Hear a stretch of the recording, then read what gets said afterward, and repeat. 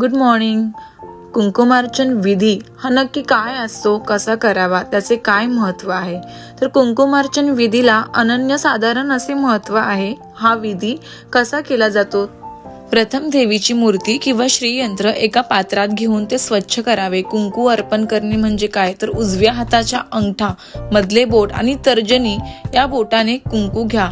देवीच्या चरणांपासून सुरुवात करून डोक्यापर्यंत कुंकू व्हावे किंवा कुंकवाने स्नान घालावे. याला बोलतात अभिषेक. त्यानंतर येतं नामस्मरण. प्रत्येक वेळी कुंकू वाहताना देवीचे नाव घ्यावे किंवा श्री सूक्त हे 16 वेळा म्हणावे.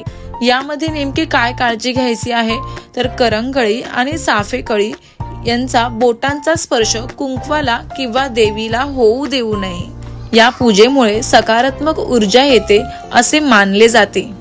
हा विधी झाल्यानंतर जे देवीवरती आपण अभिषेक मध्ये कुंकू वाहिले आहे ते एका पॅकबंद डब्यामध्ये ठेवून स्त्रियांनी ते आपल्या कपाळावरती सुद्धा लावू शकतो. पण हे कुंकू आपण देवांना पूजेमध्ये मूर्त्यांवरती लावू शकत नाही. ही दक्षता तुम्हाला मेन म्हणजे घ्यायची आहे. श्री स्वामी समर्थ. भेटूयात नेक्स्ट व्लॉग मध्ये.